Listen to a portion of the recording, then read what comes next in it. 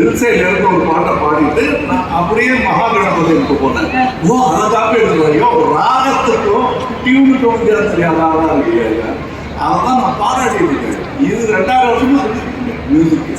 அது இப்படி போடலாம் அப்படியும் போடலாம் நினைக்கிறது. போய் நீங்க காப்பி அடிக்காம பண்ணவே முடியாது. இது பியானோ கொடுத்து கற்றுக் கொடுத்த ஒருத்தர் காப்பி அடிச்சவங்க தானே பார்த்துதான் அது ஒன்றும் தப்பே கிடையாது. நீங்க இனிமே அம்மா சொல்லாதீங்க, என்ன சொல்லாதீங்கன்னு சொல்றேன். நான் காப்பி தான் அடிப்பேன். ஏன்னா நான் அம்மான்னு சொல்ல கற்றுக்கிட்டதே அம்மா சொல்லி கொடுத்துருக்கேன்.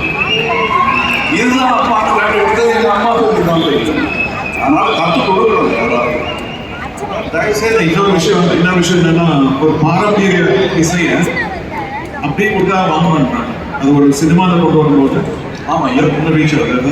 ஒரு கீர்த்தனையோ ஒரு பந்தஷோ ஒரு மரணமோ அது நம்ம இதில் கொடுக்கும்போது பாலிஷ்டாக ப்ரெசென்டபுளாக இருக்கு. அதனால நம்மளுக்கும் அது வந்து ஆமா இப்ப இவர் கண்டிருக்கிற சேவை இசைக்கு வந்து தைரியமா சொல்லலாம். இவரோட இசை தெரிந்த இவருடைய பொழுத்தாத்தாக்கள்லாம் நிறைய பேர் இருக்காங்க. ஆனா மைக்கில் பாட மாட்டாங்க அப்படின்னு ஆல் இண்டியா ரேடியோக்கு போகாம இருந்தாங்க.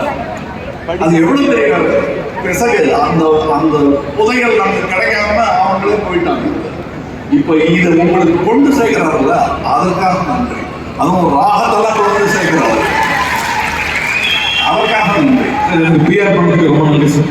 எனக்கு பிஆர் ரொம்ப நல்லா பண்ணுறீங்க.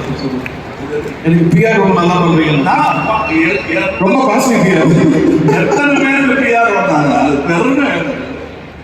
நான் பிஆர் தான் தைரியமா சொல்லுங்க. உங்க பெஸ்ட் பிஆர் யாருன்னா உங்களுக்கு வேலை செய்யணும்னு சொல்லுங்க. அடுத்து தான் என் பேர் சொல்லுங்க. அப்படியே நானும் கொஞ்சம் படிக்கிறேன் சார். இந்த சூப்பர் சிங்கரோட கிராண்ட் ஃபினாலே ரஹ்மான் சார் ஒரு 2 லைன்ஸ் மட்டும்